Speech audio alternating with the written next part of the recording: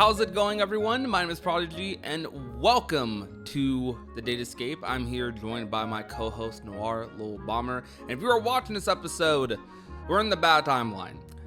That means that it's been 3 years since Kingdom Hearts 4 was initially revealed, and as of today, we probably don't have anything to show for it, really. Like, 3 years ago, KH4 was revealed, and 3 years later, we are not any closer to knowing like what the status of the game is. We have not seen a new trailer, we haven't seen any new snippets, no screenshots, even like the couple of interviews Nomura has had about the game, like in the first year of its announcement. We haven't gotten anything else really since. Like, we got a slight little mention or a slight little comment from Nomura about his retirement before we saw more KH4. This drought is definitely droughting for sure. Honestly, I'm just baffled that we've made it to 3 whole years without any sort of news or update on a game. I mean, this is easily the driest season we've ever had. Yeah, it definitely is. Like, and we've been talking about this drought for so long. We're going to probably keep talking about it the longer it goes on. I mean, can't blame us. But like, when it comes to Kingdom Hearts and droughts and just general release timelines and windows, Kingdom Hearts 4 is definitely the longest drought in terms of advertisement we have had. Everyone talks about how they waited 7 or 15 years for Kingdom Hearts 3, whatever your number is. But when it comes to Kingdom Hearts 4, we haven't quite reached the 7-year mark. A lot of people are still hoping for that 2026 release window, which will be next year, which would mean that advertisement should hopefully kick in this year. But according to leaks and rumors and just the association, that we haven't gotten a lot of information about the game since then, people are thinking maybe 2027, 2028 is a little more likely, because Square Enix pipeline is very dry right now. It's not exclusive to Kingdom Hearts. Like, even when it comes to franchises like Final Fantasy, like Dragon Quest, when it comes to mainline Square Enix games, big AAA games, not remasters, remakes, there's just not a lot going on. I mean, a lot of people are anticipating a Final Fantasy IX remake coming out soon, and I won't say it's confirmed, but it's very, very implied that that's a thing that's going to happen at some point soon. I wouldn't be surprised if I saw that announced before the end of the year. We have Dragon Quest XII eventually coming out. We don't know when. We don't know if it will come out before KH4 or after, but Dragon Quest fans haven't had a major game since Dragon Quest XI. And then you got the Nier community. When it comes to Nier, they last had Replicant, and I forget when Replicant released, but I think it might have been like 2020, 2019. It was definitely some time ago for sure. Maybe I went a little lower, but Square Enix doesn't have any major games coming out of their AAA titles. The last big title that was released was Final Fantasy VII Rebirth, and it's almost been, well, it has been a year since Rebirth released, and since then it's just been dry, man. It's been completely dry. It's been a desert. Honestly, when it comes to other franchises like Final Fantasy or Nier, it's, in my opinion, is not as bad as Kingdom Hearts, just because with Final Fantasy, because of so many different projects that are happening simultaneously for different reasons. Like, you have mainline Final Fantasy games, you have the remake, you have other phone games being made for Final Fantasy VII, and that whole remake trilogy and timeline stuff. There's other projects to focus on, but for Kingdom Hearts, there's nothing, right? I mean, we have Missing Link, but that's almost just as missing as Kingdom Hearts 4. Yeah, and I want to touch on this because a lot of the time when I tweet about the Kingdom Hearts 4 drought, and I tweet about just this wait for Kingdom Hearts news, which I think has become more normalized now. Like a year or even 2 ago, if you tweet out or if you talked about this long wait period for Kingdom Hearts, you would have been met with some people agreeing, right? Being like, dang, man, we're waiting a long time for a trailer or for more news. But back then, you definitely had a lot more people. I would almost say it was 50-50. Some people were like that, and other people were also like, hey, look, Square Enix, let them chill, let them create the game, let them do what they want, and I agree with that. Let them cook, let them simmer what's in the pot. And I agree with that. There's nothing we can do as like viewers, as consumers, to make the game go by faster. We can beg for it, we can plead for it, we can talk about it all day, but we're just doing that because we're fans. Like any fan, if they're waiting this long for something, they're gonna want more of it. They're gonna talk about wanting more for it. It's just a natural thing. So I don't think you should demonize anyone who is talking about how this drought's a little rough for them. They miss Kingdom Hearts, as long as they're doing it in like the I miss Kingdom Hearts way and not in the man Square Enix I hate you way, because I don't agree with that side of it at all. But when it comes to Missing Link, some of those people they say, well, it's why are we anticipating Kingdom Hearts 4? Because Missing Link is right there. Obviously, Missing Link would get advertised before KH4 would, and that's a little weird of an argument for me, because on one hand, Missing Link will come out before Kingdom Hearts 4. If it doesn't, that'll just kind of be weird to me. But Missing Link will come out before Kingdom Hearts 4. I'm hoping and I'm borderline expecting Missing Link to come out this year. It was delayed last year. It's supposed to come out 2024. We were supposed to have a beta for it. Probably I'm assuming US, other countries, there's supposed to be a big worldwide beta for it at some point. That did not happen. The development for the game is obviously taking a lot longer than they probably intended. Maybe they're waiting for the right time. Maybe they decide to add a lot more to the game, like Nomura said. We don't know what's going on with Missing Link, but I'm hoping that this summer we get something about Missing Link so they can take advantage of the warmer weather. Like Damo said in a podcast coming up that we have, he said that he thinks that if Missing Link doesn't come out past summer, it's probably just going to recycle to next year or something along those lines. I definitely feel like when it comes to Missing Link, if they miss the summer, the spring benchmark for it, they might just not release it because a lot of their audience probably is in that northern hemisphere. I don't know, man. It's odd because Missing Link, it should come out first, but I do kind of feel like Missing Link, while there is excitement for it from the hardcore Kingdom Hearts audience, there isn't enough excitement for it from casuals. And I think Kingdom Hearts 4 showcasing a trailer, showcasing Star Wars, showcasing Moana, showcasing Sora, Quadratum, Verimat, showing anything. Literally, they could like zoom in on like Trelitzia's freaking hair and people will probably go crazy if it's a new screenshot. Showing KH4 anything does nothing but make Missing Link a bigger deal, make Missing Link have more sales. So even if the game is still like years away, showing any Kingdom Hearts 4 will only benefit Missing Link more, and that's my viewpoint.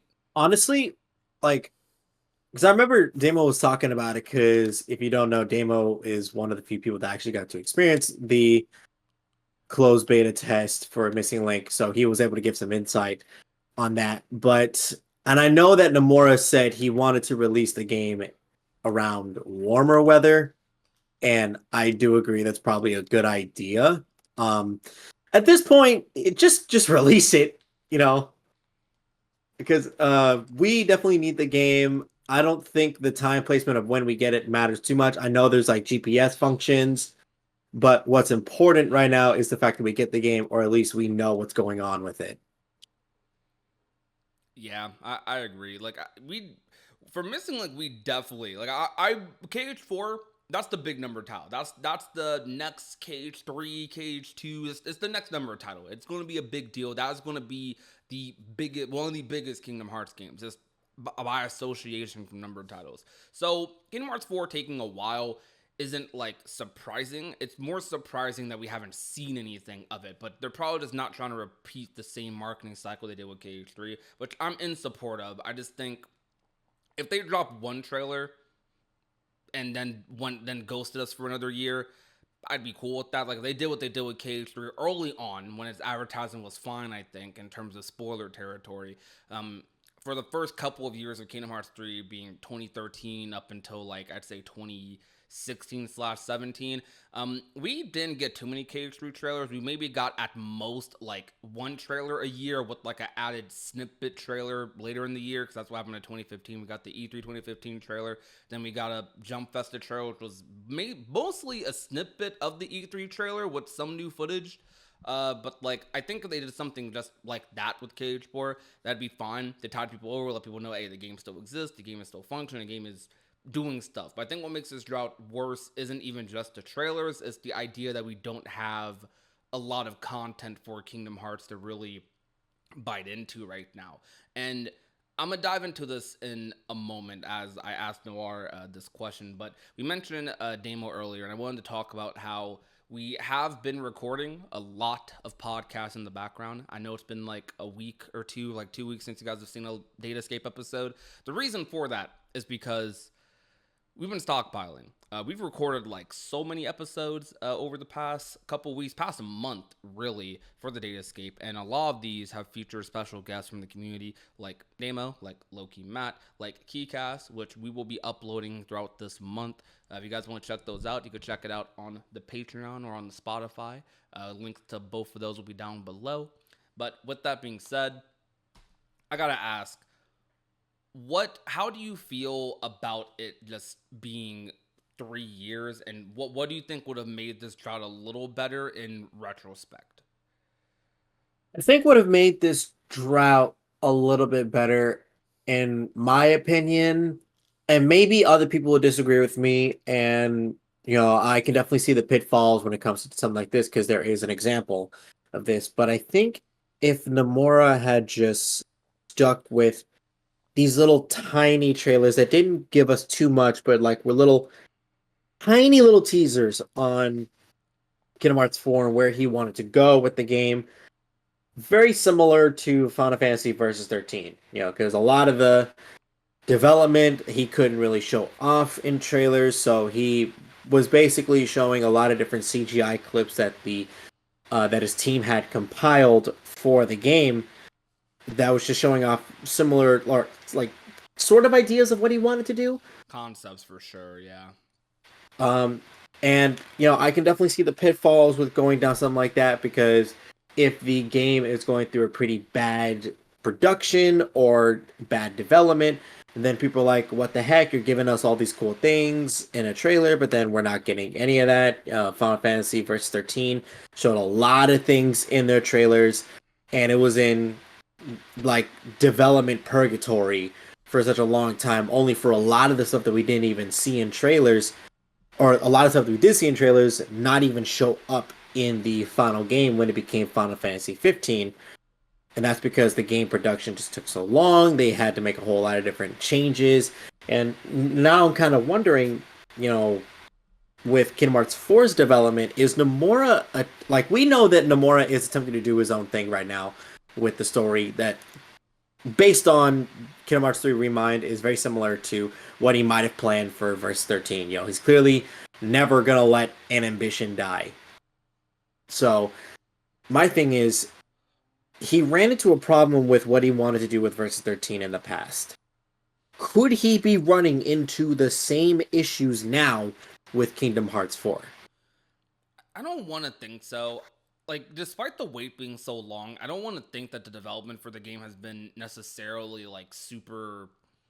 I don't know if tough is the right word, because development for gaming period right now is tough. I think Kingdom Hearts is kind of just caught between a rough era at the moment. This is an era of gaming where games are just taking way longer to make because they cost a lot more money, require a lot more resources, and inflation, tariffs, everything that's going on. There's a lot more that goes into making a game than there even was like a couple of years ago. Whether it be for better or for worse.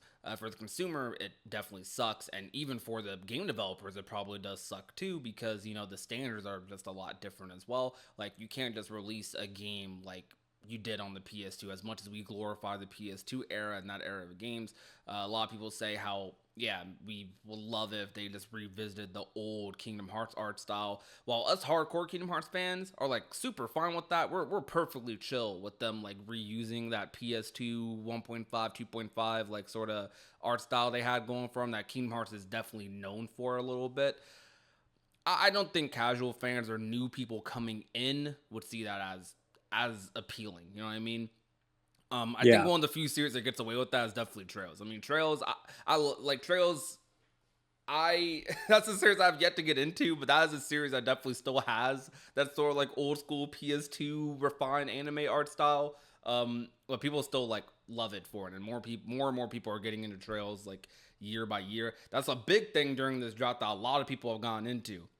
Um, But I think for the audience Kingdom Hearts wants to reach, it's not just the gaming audience, it's also the film audience, that Disney audience, that Final Fantasy hardcore RPG audience, some casual gamers. These are metrics that ideally every developer, every like demographic wants to reach. But with Kingdom Hearts, it's expected for it to reach that. Like every Kingdom Hearts game is someone's first, regardless of how big or how much of a mountain the story is to climb. Uh, they have to consider a lot more. And Kingdom Hearts is not a particularly easy game to develop because, as we saw with Kingdom Hearts 3, they had a different art style for basically every Disney World, or at least most of them, like Toy Story, Pirates, Monstropolis. Imagine doing that for like modern consoles and modern gaming. I Something I I will wanted say, to. I will say about that. It definitely is, like you said, it's not the PS2 era anymore. You can't get away with a lot of different cheap methods that developers would use that would essentially give it a nice coat of paint to sort of like hide how basic a lot of this stuff was, because a lot of the level design, especially for like, say, and I know this is like a sacred game for a lot of people, but Kingdom Hearts 2, right? While Kingdom Hearts 2 has amazing combat, its level design was lackluster. So its level design was basically more or less super basic. So it was real easy for them to just make platforms, make small platforms, or make hallway after hallway, and just give it a certain paint job depending on what specific world you are in. But now, when we are Kingdom Hearts 3, we have a lot of these big, expansive worlds, all with their own unique level designs. Like if you look at the Toy Box, if you look at uh, Kingdom of Corona, if you look at especially the Caribbean, right? Huge, unique level design. So I absolutely get that. There's also something I want to point out about, and I pointed this out in a video I uploaded recently, that the development for Kingdom Hearts 3 was delayed heavily by the change in the engine, because the engine initially ran on the Luminous engine, which I believe was Final Fantasy 15's engine. Yeah, it was. A- And And then Forspoken's later on. they switched over to Unreal Engine 4, and this was like a year into development. So that really delayed everything so much. Like, had they started with Unreal Engine 4 when they announced Kingdom Hearts 3, we probably would have gotten the game around 2017, right? 2017, maybe early 2018, more than likely. It's possible Uh, because they remember the original release date for KH4 release window was 2018. Then they delayed it literally a trailer later to 2019. I think they just realized like, you know what, let's call it close and like actually finish development or actually well, release they did the KH4. same thing with 2.8. They Yeah. said 2016, and then like a little bit later they're like, okay, no, we're gonna do early 2017. Yeah. So, and so Kingdom Hearts 4 is facing the same situation. The initial trailer was in Unreal Engine 4, but they're like, the game is gonna run on Unreal Engine 5. And I don't know if anyone's played a game on Unreal Engine 5. It is extremely detailed and very specific. Anyone that has a PS5, I totally recommend, if you are unfamiliar with Unreal Engine 5, go download. There's a demo of like a Matrix thing. If you know the movie The Matrix, like with Keanu Reeves, there's this thing with Unreal Engine 5 where you can kind of drive in a car, and it's so detailed. Like if you bump into a car in that little like game demo, whatever it is, there will be a very specific dent on the car based on where you hit it and how fast you hit it. Like that's how detailed it is. Game development has never done that before with its, especially with cars, stuff like that. So like obviously Unreal Engine 5 is meant to be a very detailed and very fragile or delicate kind of game engine. But I think, and I'm speaking as someone that is unfamiliar with game production whatsoever. Like I don't know anything about game production. I really don't. But I don't think a switch from Unreal Engine 4 to 5 is as bad as a switch from Luminous Engine to Unreal Engine 4, but that's just me though. Maybe. The reason it's a little iffy on that is because I know that a lot of Unreal Engine 5 games actually have been having issues, and I didn't really know the context of these issues. I still kind of don't. I'm not a super crazy tech guy. I kind of just regurgitate what other people say when it comes to tech stuff, or just comment on what I see, what I'm able to describe. Marvel Rivals is a game that it runs mostly fine, but it is also an Unreal Engine 5 game. And for some reason, Unreal Engine 5 games, even like games that run on Unreal Engine 5, they don't necessarily like need it. Like these games could probably run on Unreal Engine 4, or they don't actually need to be using a lot of hardware, a lot of your CPU, a lot of your GPU, etc. They do. And there's a thing with Unreal Engine 5 that's hard to describe. Maybe someone in the comments who's listening to this could like give us some more information on it. But I know Unreal Engine 5 and a lot of people, a lot of friends of mine who are like into tech have been saying Unreal Engine 5 games have just been having a problem. And part of what's been going on with game development is Unreal Engine 5 isn't while it looks better for the consumer, it doesn't actually run as good or as nearly as polished as Unreal Engine 4 was. And that is why some game developers might be taking a little longer, because we see with a lot of Unreal Engine 5 games, a lot of patches, a lot of bugs, a lot of frame pacing issues. That's been happening in a lot of new games that have been releasing, because what people come to expect when it comes to console games is one thing consoles sort of kind of used to have over PC, not as much anymore in this generation. What consoles used to have over PC was, okay, when you buy a game on console, you know it is going to run good on your console, given the exception of maybe a crash or two here and there, because remember PS4 games used to have a crashing problem.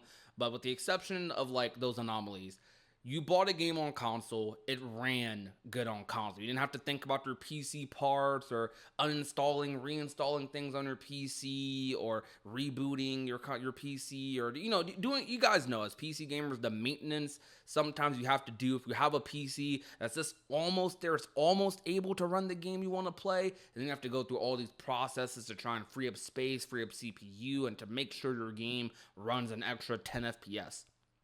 Consoles didn't have to deal with that. Nowadays, some console games do run like it's on a mediocre PC sometimes. Sometimes console games are still lagging, still having frame rate issues, are still having these problems. And I know that's a real thing, because while Unreal Engine, as Noir described, looks beautiful and is capable of a lot of things, from what I've heard, apparently it isn't as polished as Unreal Engine 4. So that could be a factor when it comes to KH4 development. Another thing that I want to kind of bring up a little bit is this. How do I approach this? I guess this topic that Kingdom Hearts 4, or like exactly why Kingdom Hearts 4's drought is worse, or at least like is a little rough for Kingdom Hearts fans compared to like the average AAA enjoyer. I made a comment in my video talking about how, admittedly, there's a lot of things that we should be fine about this job. I mean, Kingdom Hearts gave us content for years, sometimes yearly, at a minimum every other year. We got a remix, we got a game, we got a Union Cross, Dark Road. Like, we got something almost every year, every other year, from basically 2005 onwards. Ever since Kingdom Hearts 2 released, every year after that, we've gotten something, or a remaster, or we got something. Like, they gave us something to kind of tide us over, right?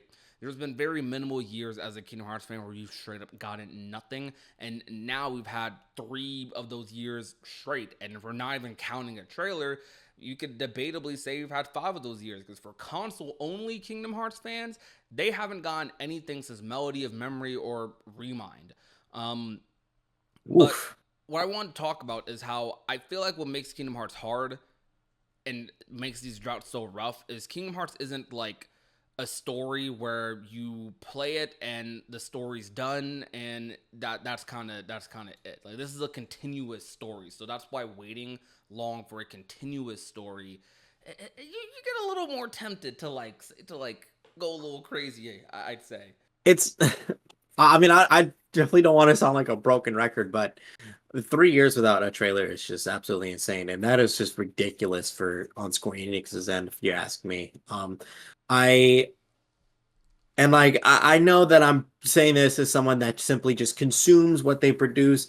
I have no hand in the development at all, so I get that my statements on this may come off as shallow. I completely understand that, but the point of what I'm saying is like I really can't think of any instance where this has happened before.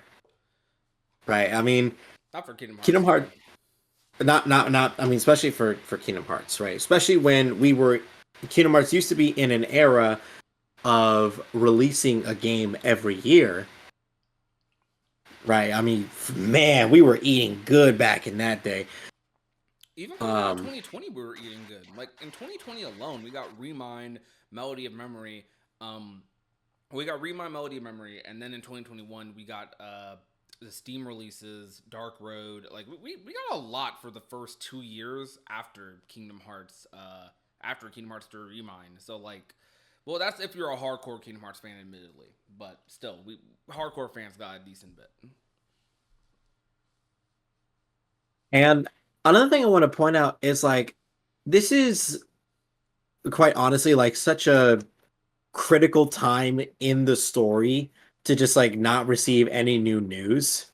It's just Mm-hmm. because when you look at the story of Kingdom Hearts, where we're at right now, we have absolutely zero idea what is going on with Sora. Riku has just left to Unreality to go look for him.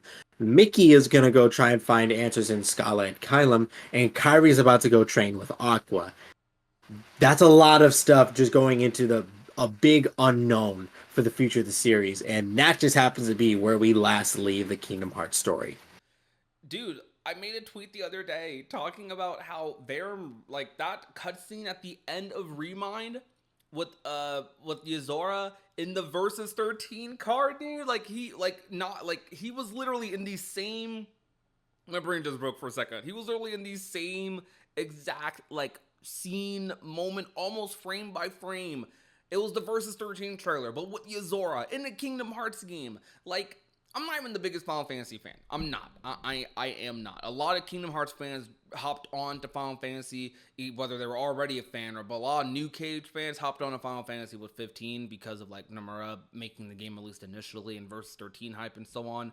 But like, you know how big of a deal that is when you look at like how much Nomura cared about Versus 13, what Versus 13 was going to end up being or was going to end up trying to be. You know it's such a big deal for Yuzora to be in that car, man. Nomura knew what he was doing, and it's been 5 years. 5 years since that happened. Think about that. Why? Like, of course we're going crazy. Of course people are begging for KH4, bro. That we have the epilogue. We have all this crazy stuff happening in Union Cross. Then we had that Verum Rex car cutscene or Versus 13 car cutscene in KH3 Secret Ending to end off the game. There's I so mean, much story going on. it's basically the equivalent of Nomura going to like a gaming conference for like Final Fantasy and Square Enix. He just walks up, says Final Fantasy versus 13, and just walks off stage. And no one like hears from him for another like 5 years. We're like, well, why did you say that? What does that mean? It has to mean something. That's definitely how people treat Nomura's like interviews, though. I mean, me included. I'm a content creator, we do our thing. But like, yeah, Nomura says like one or two things, and everyone's like, "Oh, whoa, no, what does that mean? What could, how does this tie into the lore and the story?" And some people think we just do it just because we're crazy. That's only half of the reason. We also do it because Nomura is definitely a little like that. I'm not gonna lie. Nomura's he's a mysterious man. I forgot who said that, but someone literally like said that before. Like one of the developers, like Tetsuya Nomura, he's a mysterious man. I mean, is he laughing at us? I feel like he's laughing at us now. I don't know. It's just crazy how like low key Nomura is. Yet he's always in these interviews. He's always doing these like press releases. I won't say always, not over the past couple of years, but definitely in like the 2010s, 2000s, he was all over the place with that stuff. But in terms of like being on camera and whatnot, he's pretty low key. Like when it comes to presenting, even like presenting stuff for Kingdom Hearts, you're not seeing him like walking around on stage. You know what I mean? You're usually like seeing Hashimoto or like one of the other producers like for Kingdom Hearts there, right? So like I don't know. He likes to be in the background. He likes to make the product. He'll give context to the product, but outside of that, he just likes to chill. He's a chill guy. Well, it seems. I don't know. I would love one of my dreams on this podcast is I would love to get like a Nomura or like a Tayasue interview. That would be Yeah. that would actually be peak. We could get one of the devs on here. But you know, we gotta grow the podcast. Hit the subscribe button. Good call to action moment. If we could get one of the developers on this podcast, I could die a happy man. Hey, you know, we got viewers here. We got viewers watching us. Hey, shout us out. Get us up there. Now, we'll be Make sure Nomura's aware of us. I promise you we'll be a lot more prepared, though. Like, sometimes we just like to shoot the crap. That will be like, if we do a developer interview, we'll have a little bit of fun. We'll try to have a little bit of fun, still keep the vibes. We definitely... I promise you, interview. We ain't messing up. We showing up in the suit and ties, bro. We got. Even though it's gonna be over Discord, I will be in a suit and tie. Suit and tie on camera. So, KH4. What's going on with that? Yeah, Talk to me. What's popping? What's going on with that?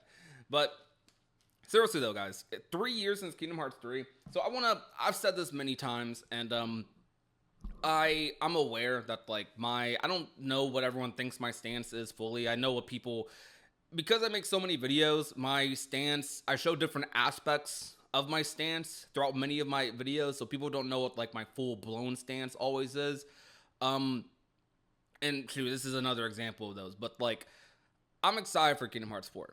I'm a Kingdom Hearts fan, so I want to see more Kingdom Hearts 4. I have a very like big thing where I separate myself from like just the content creation or like realistic aspect of things. Like I understand that no matter how much I beg and plead, the game's not going to come out faster. I could play other games. I could play some. I could binge through Trails. You know, I could binge through Final Fantasy. We could binge through whatever. Binge through some Souls games. I could play Marvel Rivals or Smash till my freaking fingers fall off. But what scratches that Kingdom Hearts itch is Kingdom Hearts. That Kingdom Hearts itch doesn't get scratched by playing other games. Maybe it tides me over. Maybe, or not even tides me. I don't want to use that term. Maybe it makes me like forget for like a time that I'm waiting for KH4. But it's always going to come back. Like like during this drought period, we've done many things. You know, we've made many strides. Lives have changed so much. Like shoot, I'm sure when KH3 first came out, some of you were still teenagers. I know I was. I was still a teenager. Now, shoot, I'm 23. I'm 23 now. I think I had like just turned 18. Like no, I wasn't even 18 yet when KH3 came out. I was 17 when KH3 came out. Life's completely different nowadays. My status on Discord has been waiting for KH4 for years now. Exactly. I don't mind waiting for a game. As long as I know that the game is coming. Do you think Kingdom Hearts 4 is getting canceled or anything? No, don't even put that up. Don't even try to manifest that, okay? Don't even put that in the air like that. I'm like, it's a serious question. I don't think it is. Like, I don't think it's getting canceled. I know Nomura has to know how bad it would be to cancel Kingdom Hearts 4. I don't know, bro. My Square Enix, do they have stock? Well, I think they have Japanese stocks. I don't think you can like buy a Square Enix stock like over here. But shoot, the stock's going down for that. For me, I don't know. They canceling Cage is crazy. I will buy a Square Enix stock and be at the next press meeting. Okay, I will be there. Would you buy the company to save Kingdom Hearts? I would have had the money. If I had the money, absolutely. Yeah, I'm sure anyone would, honestly. This series, it means a lot to people. Like, I've said this, like, in private, like, I'm probably going to cry the next time I see the KH4 trailer, because it's been so long, and, like, I've gotten so used to not having new Kingdom Hearts information, I feel like when I finally do get, like, Kingdom Hearts 4 in particular, right? Because Missing Link, as much as I am excited for Missing Link, and I am very excited for Missing Link to a point. Um, Missing Link is in this realm of Kingdom Hearts where like it's Kingdom Hearts, but it's like new Kingdom Hearts. It's still trying to establish itself. You know, a lot of new characters, not a lot of familiar faces. Like Missing Link is a continuation of Union Cross's story, but with Union Cross, people have the same reaction. Like during the beginning stages of Union Cross, no one talked about it. No one was super immersed like that because we didn't know who the heck the foretellers were. We didn't know who the heck like Ephemer, Skull, who all these characters were. Um, we're used to the same Guardians of Light for like 10 plus years, and then Union Cross comes like in, and or Key Browser comes in. It's like, oh hey, look at all these new characters coming into play. Uh, so like I think Missing Link is in that state right now where people are excited for it because it's Kingdom Hearts, but like we don't know what's going to happen. So I'm excited to be surprised, but I don't know like where it's heading yet. So I don't have context. Well, Kingdom Hearts 4, I also don't know what Kingdom Hearts 4 is doing or where Kingdom Hearts 4 is heading, but we have a lot of like context clues from previous games. Melody of Memory, Remind. We went through a list of them earlier. The epilogue, the freaking Versus XIII trailer at the end of KH4, the secret ending in general, whole Quadranum stuff. Like, we know how big of a deal Strelitzia being in KH4's trailer was. Kingdom Hearts 4 has a lot more like context to justify like excitement, if that makes sense. I don't think I should use the word justification or justify, but still, you get my point. It's like there's a lot more there that I can like sink my teeth into and be like, okay, the story might, go from here to here. But Missing Link, I don't know what they're doing. I have no idea where it's heading. Not a single clue what story they're about to tell. Honestly, I think well, I mean, did we get any word about Missing Link releasing this year? No, they delayed it and they like didn't say anything else after. Like, this is not really like Square Enix to leave their fans in the dark this much. um okay, I won't say it's not like Square Enix. They definitely have left their fans in the dark before, but like how do I how do I like say this? I don't think Square intentionally leaves their fans in the dark. I think when it comes to Square, my interpretation of them as a Kingdom Hearts fan is this is mostly when it comes to their mobile games. With their mobile games, at least with Kingdom Hearts mobile games, they have almost always been like last minute. Like when Square Enix is like delaying an announcement for a mobile game or delaying an update, they don't tell you until like 2 hours after the update like should have been out. Like they don't tell you for they don't tell you for a bop. They take their time with that aspect. So I feel like with Missing Link, I was actually surprised they told us in October of 2024 instead of like December 31st or like January of this year. That Missing Link was delayed. Like, oh yeah, of course it's delayed. Do you think Missing Link's still coming out this year or no? I believe it could be. I mean, we are starting to approach the warmer weather in Japan, I believe. So I think, yeah, because today is actually the first day of spring for Japan, Well, April Japan has 8th. the same seasons as us. I'm pretty sure it's all Northern Hemisphere, right? Yeah, So so it's all so it's we're getting into warmer weather. yeah. So and that's what Nomura said. That's when Nomura said he wanted to release Missing Link during warmer weather to help better promote the navigational aspects of Missing Link. So if they're gonna release Missing Link, they're starting to approach the time, and I don't care if we don't get a closed beta. Um, I will not gonna lie, I'll be happy, but I'll be so mad if they just shadow drop Missing Link.